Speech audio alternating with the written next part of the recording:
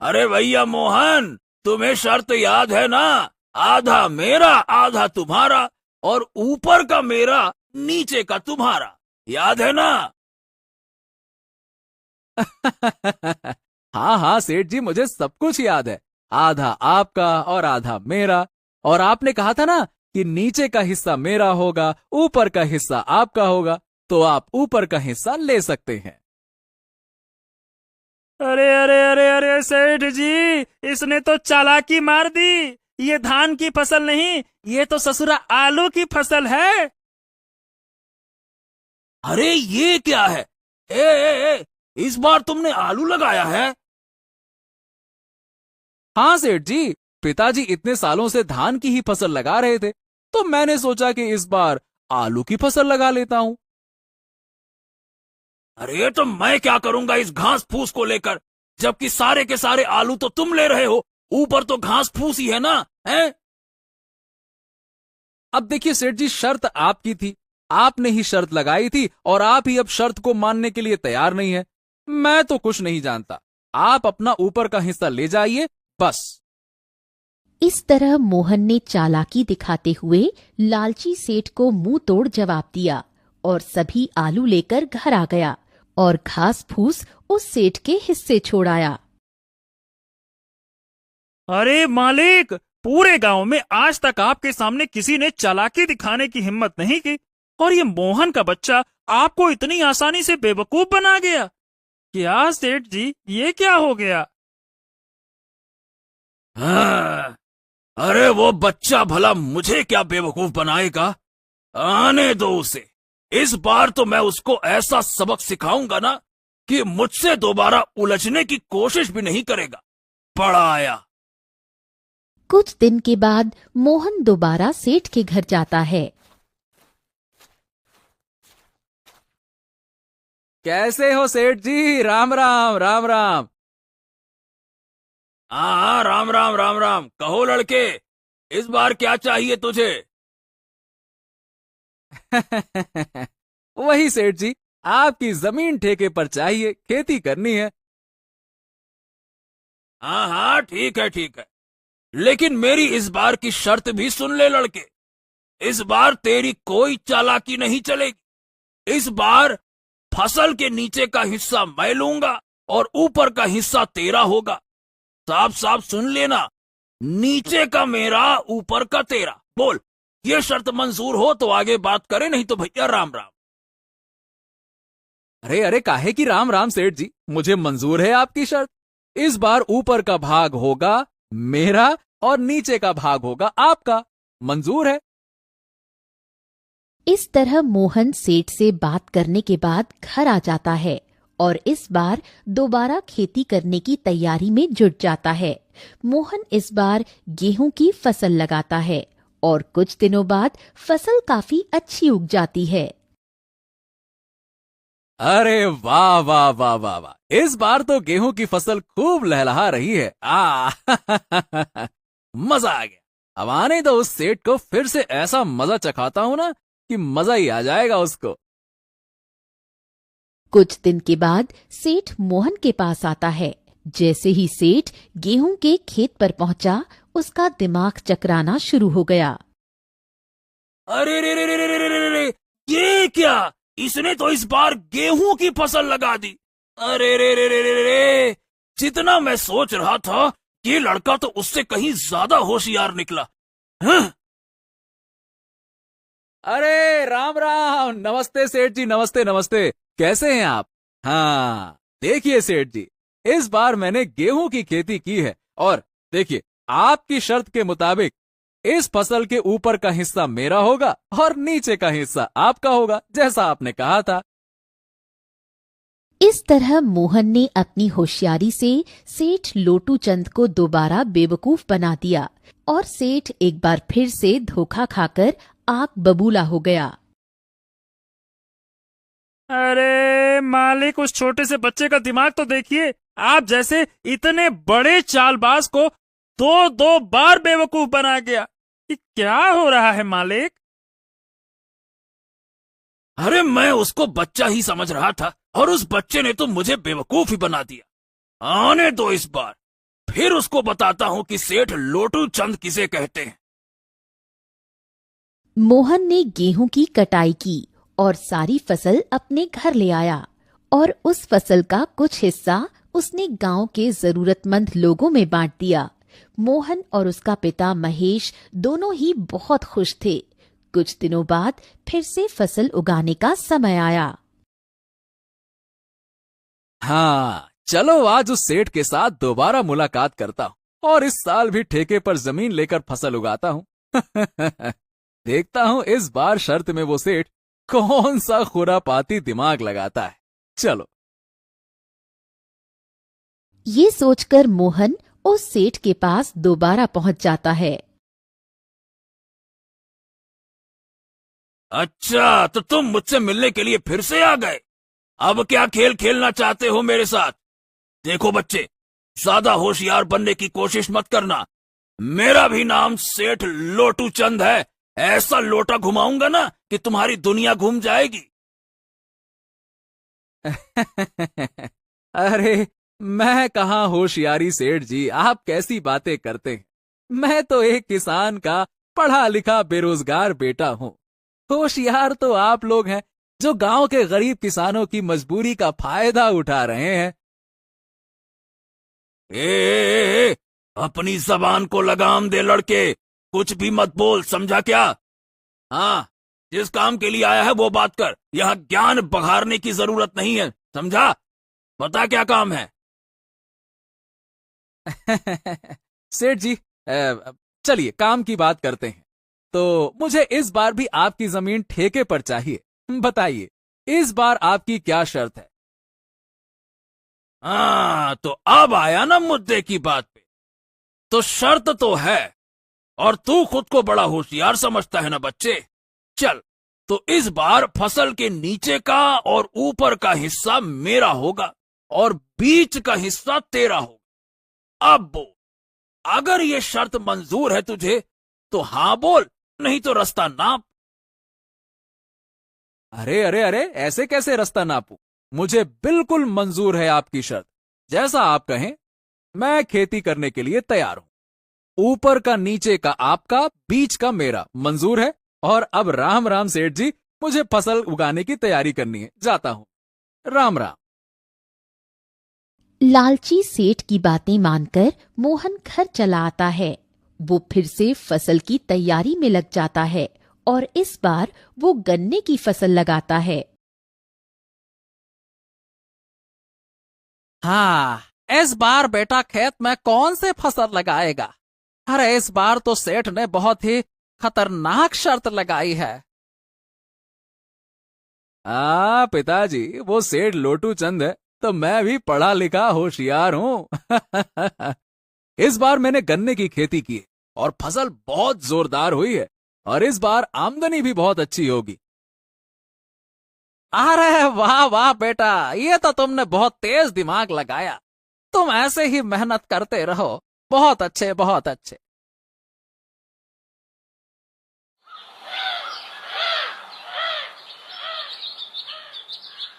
कुछ दिनों बाद लालची सेठ और राघव दोनों दोबारा मोहन के पास आने लगे। अरे सेठ जी, इस बार तो मोहन का दिमाग ही चकरा जाएगा। इस बार तो आपने बहुत ही बढ़िया शर्त रखी है। ऊपर का भी आपका, नीचे का भी आपका। अब उसके पास क्या बचा? ठन ठन गोपाल ठेंगा।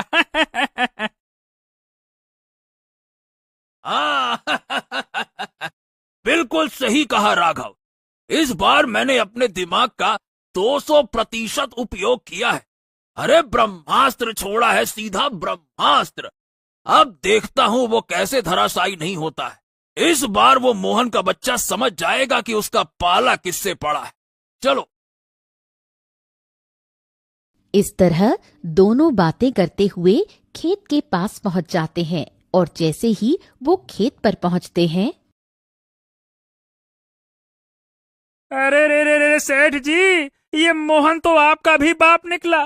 देखो जरा, उसने इस बार कौन सी फसल लगाई है? ये क्या है? अरे रे रे रे, ये क्या? इसने तो गन्ने की फसल लगाई है।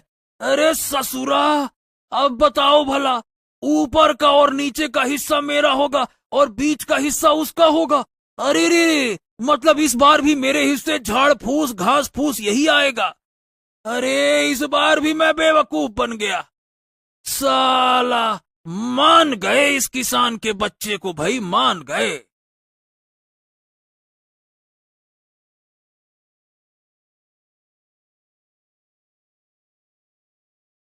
आइए आइए आइए सेठ जी, आइए आइए, राम राम राम राम। क्या हाल चाल है आपके, और क्या बातचीत चल रही दोनों में, जरा मुझे भी बताइए। हैं? अच्छा, क्या बातचीत चल रही है? एक तो चोरी, ऊपर से सीना जोरी। अरे तुमने मुझे इस बार भी बेवकूफ बना दिया, समझे? अरे अरे अरे, मैं भला आपको क्या बेवकूफ बनाऊंगा सेठ जी, आप तो दुनिया को बेवकूफ बनाते हो। देखो सेठ जी, इस बार मैंने गन्ने की फसल उगाई है और आपकी शर्त के मुताबिक इस फसल के ऊपर और नीचे का हिस्सा आप ले जाओगे और बीच का मैं ले जाऊंगा। जैसी शर्त वैसा काम। अबे ओ किसान के बच्चे, सेठ जी को ज्यादा होशियारी दिखाने की कोशिश मत करना। बेईमानी और धोखाधड़ी में वो सबके बाप है, बाप। ये खेत भी हमारा और ये फसल भी हमारी है। अब बोल। ए बस कर राघव, बस कर, बस बस। हाँ, मैं समझ गया, चिल्लाने की कोई आवश्यकता नहीं है अब। ये शायद हमारी ही करनी का फल है। मैंने भोले भाले इन किसानों को बहुत ठगा है।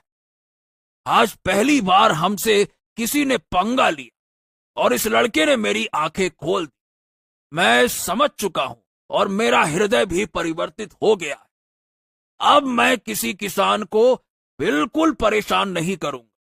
सबकी मेहनत का बराबर पैसा दूंगा और जितने भी किसान की जमीन मेरे पास गिरवी है, मैं सबको वापस कर दूंगा, बस।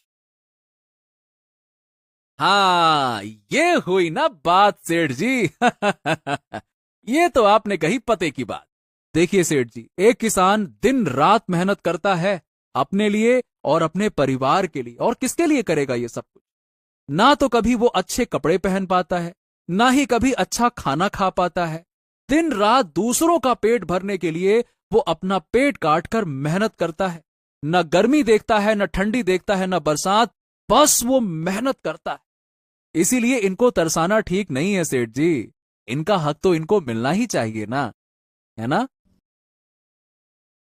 इस तरह मोहन अपनी मेहनत और चतुराई से उस लालची सेठ को सही रास्ते पर ले आया और सेठ ने सभी किसानों की जमीन और पैसा उनको वापस कर दिया। उस दिन के बाद उस गांव के सभी किसान खुशी खुशी रहने लगे। दोस्तों, कहानी अच्छी लगी हो तो वीडियो को लाइक जरूर करें और ऐसी ही मजेदार कहानियों के लिए इस चैनल को सब्सक्राइब करना बिल्कुल न भूलें। तो मिलते हैं एक और अनोखी कहानी में। तब तक स्वस्थ रहें, मुस्कुराते रहें।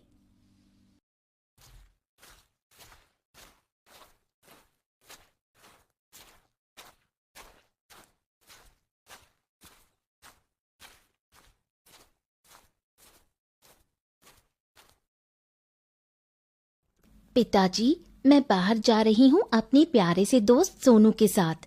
कुछ देर में वापस आ जाऊंगी। ठीक है बेटा राजकुमारी अन्वी, लेकिन मैं तुम्हारे पीछे कुछ सैनिकों को भेज देता हूँ, वो तुम्हारी रक्षा करेंगे। नहीं पिताजी, आपकी बेटी बहुत निडर और मजबूत है। भला मुझे किसी की रक्षा की क्या जरूरत? और वैसे भी मैं बस कुछ ही दूर जा रही हूँ, जल्दी ही वापस आ जाऊंगी। अच्छा, चलो ठीक है, आप जा सकती हैं, लेकिन आप जल्द ही वापस आएंगी, ठीक है ना? क्योंकि हमें आज शाम तक राजा विश्वनाथ जी से मिलने जाना है। ठीक है पिताजी, चल आ सोनू, चलते हैं।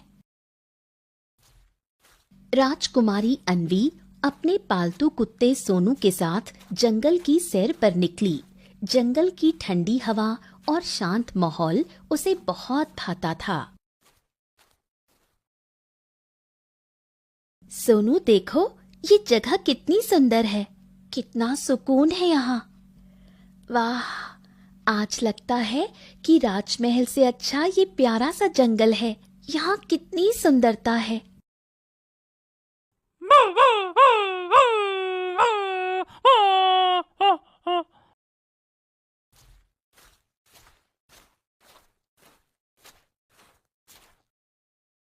तभी थोड़ी देर बाद जब राजकुमारी अन्वी अपने कुत्ते के साथ जंगल के बीच में पहुंची तो उन्हें जंगल के बीचों बीच एक रहस्यमयी चमकदार वृक्ष दिखाई दिया। वृक्ष के ऊपर सुंदर सुंदर फूल खिले हुए थे और उसके चारों ओर मधुर सी गूंज थी। अन्वी उसकी ओर आकर्षित हो गई। उसे ये वृक्ष बहुत अच्छा लगा। अरे वाह, ऐसा पेड़ तो मैंने कभी नहीं देखा। ये तो कोई खूबसूरत वृक्ष लग रहा है। एक काम करती हूँ, इसका फूल तोड़ लेती हूँ। तभी अन्वी उस चमकते हुए वृक्ष के पास गई और जैसे ही अन्वी ने उस वृक्ष की एक डाली को तोड़ा, एक चमकदार रोशनी फैली और आकाश में एक आवाज गूंजी। दुष्ट, तूने पवित्र वृक्ष को छेड़ा है। तुम्हें मेरे फूलों को तोड़ना था, लेकिन तुमने मेरे एक डाली को तोड़ दिया और मुझे परेशान किया। इसीलिए तुम्हें इसका दंड मिलेगा। अब तू तब तक एक पत्थर की मूर्ति बनी रहेगी जब तक कोई सच्चा, पवित्र और ईमानदार व्यक्ति आकर तुझ पर जल नहीं डालेगा। अरे लेकिन दिव्य वृक्ष, मुझसे ये गलती से टूट गया। मैं तो सिर्फ एक फूल तोड़ने आई थी। आप कृपया करके ये श्राप वापस ले लीजिए। मैं एक राजकुमारी हूँ। जैसे ही इस पेड़ को पता चला कि वो एक राजकुमारी है, तभी उसने कहा, हे राजकुमारी, मैं ये श्राप तो वापस नहीं ले सकता क्योंकि आपने मेरी सुंदरता भंग की है। लेकिन मैं आपके साथ जो ये कुत्ता है उसे एक वाणी देता हूँ कि ये अब से इंसानी आवाज में बोल पाएगा और आप तभी ठीक हो पाओगी जब ये किसी पवित्र, परिश्रमी और नेक दिल व्यक्ति को लेकर आएगा जो आपके ऊपर पवित्र जल अपने हाथों से डालेगा और आपका श्राप मिटा देगा। इतना कहकर वृक्ष शांत हो गया। अन्वी की देह एक संगमरमर की मूर्ति में बदल गई।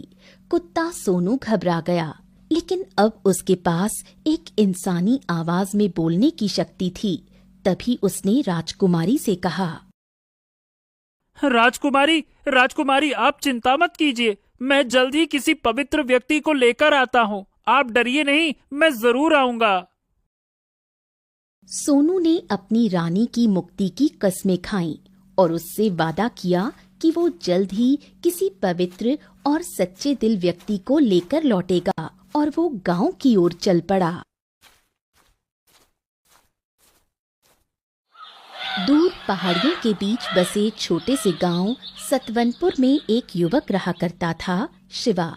शिवा एक मेहनती, ईमानदार और अत्यंत आत्मसम्मानी किसान था।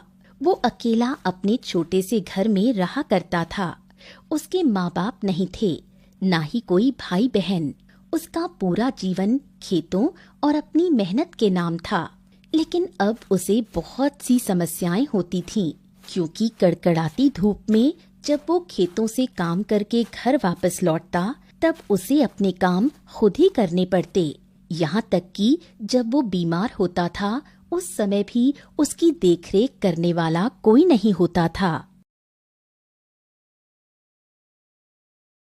ए शिवा, ए भाई, आज तो भयानक गर्मी और धूप पड़ रही है। तू आज भी काम करने को आ गया। हाँ, अरे श्याम भैया, क्या करूं, घर में कोई काम नजर नहीं आ रहा था, इसीलिए सोचा खेत में ही चले जाता हूं, कुछ न कुछ तो करूंगा ही। अरे ये सब तो ठीक है, पर तुम्हें पता है ना, इतनी धूप में काम करने से बहुत से किसान की तबीयत खराब हो रही है और तू फिर भी यहाँ आ जाता है।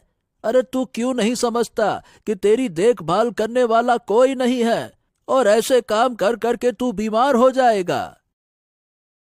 हाँ, समझता हूं भैया, लेकिन ठीक है, ठीक है, तबीयत खराब होगी तो तब का तब देखा जाएगा।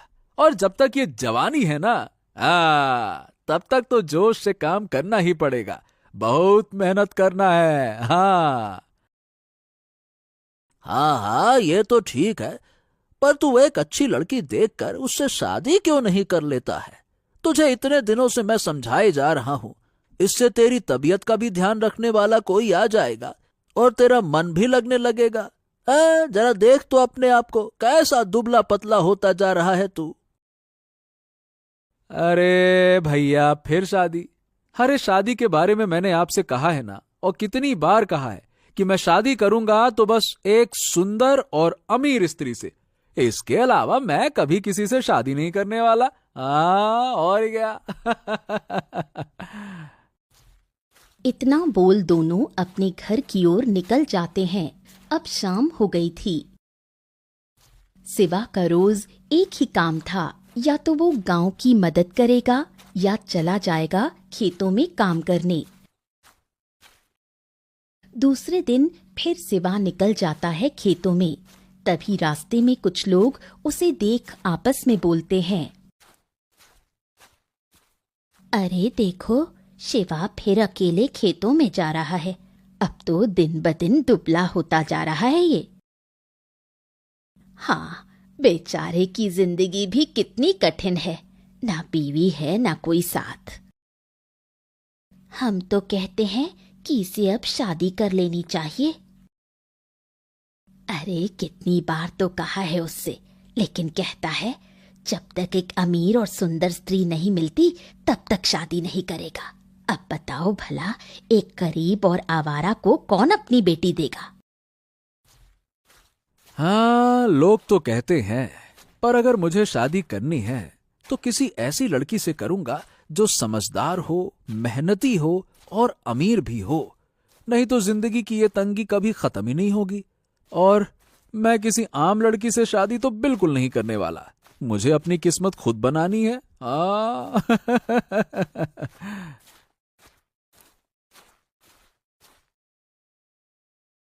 अरे राम राम, बाप रे बाप, आज भी गर्मी कम नहीं हुई है। अरे भगवान उठा ले रे बाबा, उठा ले। अरे मुझको नहीं, इस गर्मी को उठा ले।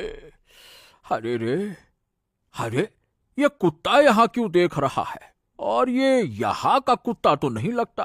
अरे कहीं ये पागल कुत्ता तो नहीं है? ओए ओए, चल दूर दूर कहीं का, चल जा यहाँ से, चल चल, अरे भाग जा यहाँ से।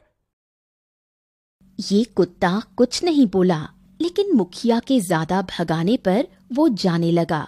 तभी मुखिया जैसे ही अपनी कुर्सी पर बैठा, उसकी कुर्सी टूट गई और वो गिर गया। अरे रे रे रे रे रे रे रे रे रे रे रे, अरे मेरी कमर टूट गई रे। ये मनहूस कुत्ता कहाँ से आया? अरे रे रे रे रे रे रे रे रे, बहुत दर्द हो रहा है। दूसरी तरफ गांव का एक किसान अपनी दुकान में समोसे सजा रहा था। तभी ये कुत्ता उसकी दुकान के पास आता है। अरे इस कुत्ते को तो मैंने यहाँ कभी नहीं देखा। और देखो तो सही, कैसी लालच भरी नजरों से देख रहा है। ओए चल भाग यहाँ से। अरे भागता है कि बताऊं अभी? चल भाग भाग यहाँ से। तभी ये दुकान वाला उस कुत्ते को मारने आगे बढ़ता है कि उसके सारे समोसे गिर जाते हैं। अरे रे रे रे रे रे, ये कैसा मनहूस कुत्ता देख लिया, आज पूरे समोसे खराब कर दिए उसने। अरे रे, हे भगवान, आने दो, फिर मैं उसको बताता हूँ। पूरा समोसा खराब कर दिया मेरा। एक दिन शिवा खेतों में कड़ी मेहनत कर घर वापस आया। आज उसे बहुत भूख लगी थी। तभी वो खाना बनाने लगा। उसी वक्त वो कुत्ता शिवा के पास आता है।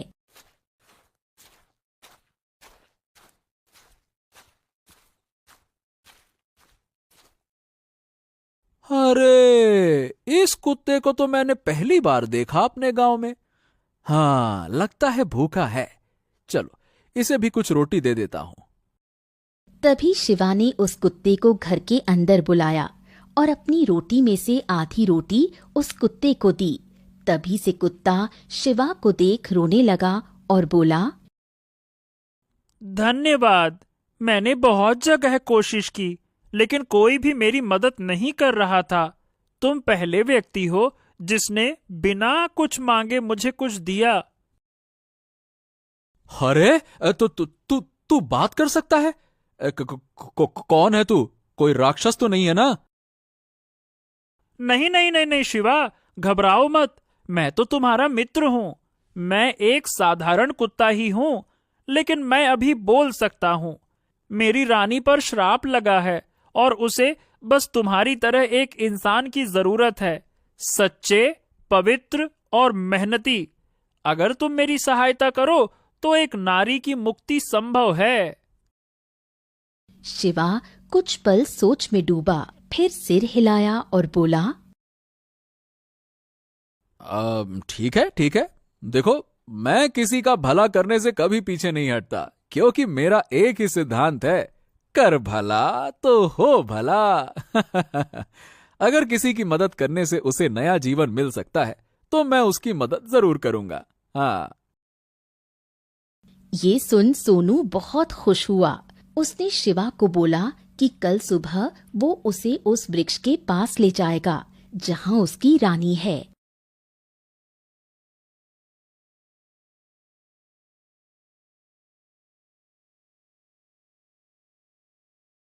हाँ, तो बोलो भाई सोनू, किधर जाना है हमें और मैं क्या मदद कर सकता हूं तुम्हारी, बताओ। शिवा, तुम्हें मेरे साथ जंगल के बीचों बीच चलना होगा, वहीं तुमको सब समझ में आ जाएगा। चलो आ जाओ, मेरे साथ आओ। शिवा और सोनू दोनों जंगल की ओर चल दिए। थोड़ी देर बाद जैसे ही वो उस वृक्ष के पास पहुंचे, सोनू ने मूर्ति की ओर इशारा किया जहां राजकुमारी अन्वी की पत्थर बनी हुई मूर्ति थी। हाँ, तो ये है मेरी रानी, राजकुमारी अन्वी। इन्हें इस दिव्य वृक्ष ने अपने श्राप में बांध लिया है, क्योंकि सोनू शिवा को सारी बात बताता है कि कैसे राजकुमारी जंगल घूमने आई थी और फिर इस वृक्ष के फूलों से आकर्षित होकर इसकी एक डाली टूट गई और फिर इस वृक्ष ने राजकुमारी को एक पत्थर की मूर्ति में बदल दिया और मुझे इंसानी आवाज दी बोलने के लिए, जिससे मैं किसी पवित्र और ईमानदार व्यक्ति को बुलाकर राजकुमारी को श्राप से मुक्त करवा सकूं। हाँ, अच्छा, तो ये बात है। दोस्त, अब तुम देखो मैं कैसे मिनटों में राजकुमारी को मुक्त करता हूँ। तभी शिवा जंगल के पास के झरने से पानी भरकर लाया और मूर्ति पर डाला। उसी क्षण पूरा जंगल रोशनी से भर गया। मूर्ति फूटकर जीती जागती अन्वी में बदल गई। तभी इस दिव्य वृक्ष से आवाज आई, हे राजकुमारी, अब आप मुक्त हैं। इस व्यक्ति के पवित्र मन, निस्वार्थ सेवा और मेहनती स्वभाव ने आपको एक नया जीवन दान दिया है। ये सच है? मैं फिर से जीवित हो गई? हाँ राजकुमारी, अब आप बिल्कुल ठीक हैं, एकदम मजे में। अरे चाहे तो आप अपने कुत्ते को छू कर देख सकती हैं। हाँ, छुए। वैसे मैं आपको पहले ही बता देता हूँ, देखिए मेरा नाम शिवा है और मैं भाग्यशाली हूँ कि मैं आप जैसी सुंदर स्त्री की मदद कर पाया। शिवा, तुमने मुझे नया जीवन दिया है। आज अगर तुम नहीं आए होते तो शायद मैं जिंदगी भर ऐसे ही रहती। अगर तुम चाहो तो मैं तुम्हारी जीवन संगिनी बनना चाहती हूँ। मैंने तो बस एक अच्छा काम किया है। अगर तुम जैसी जीवन साथी मिले तो ये तो मेरा बहुत बड़ा सौभाग्य होगा। और वैसे भी पूरे गांव वालों को भी तो दिखाना है कि शिवा जो बोलता है वो करता भी है। हाँ। शिवा बहुत खुश हुआ। आखिरकार उसे एक बहादुर स्त्री मिल ही गई। तीनों ने जब खुशी खुशी गांव में प्रवेश किया तब गांव के सारे लोग इन्हें देख दंग रह गए। अरे ये तो राजा की बेटी है, लेकिन ये शिवा शिवा इसके साथ क्या कर रहा है? अरे हम तो शिवा को कहते थे शादी करके दुल्हन ले आ, ये तो सीधा रानी ले आया। थोड़ी देर बाद जब राजा चंद्रबुद्ध अपनी बेटी को खोजते हुए गांव आए, तब शिवा को देख चौंक गए। लेकिन जब राजा को सारी बात पता चली, तब उन्होंने शिवा को धन्यवाद कहा, शिवा को सम्मानित किया और पूरे गांव में उसकी भलाई का ढिंढोरा पिटवाया। तभी राजकुमारी अन्वी राजा से बोली, पिताजी, शिवा ने मुझे एक नया जीवन दिया है और शिवा जैसा मेहनती ईमानदार व्यक्ति शायद ही मुझे मिल सकता है। पिताजी, मैं शिवा को अपने साथ अपने महल में रखना चाहती हूँ और शिवा भी मुझसे शादी करने के लिए तैयार है। ठीक है, मैं इस सच्चे, मेहनती और महान युवक को अपनी बेटी का हाथ देता हूँ। ये सुन शिवा भी बहुत खुश हुआ, मानो कि शिवा की मेहनत और उसकी जिद रंग लाई। आखिर शिवा की शादी सिर्फ किसी अमीर लड़की से नहीं, बल्कि राजकुमारी अन्वी के साथ हो गई। सारे गांव वाले भी बहुत खुश हुए।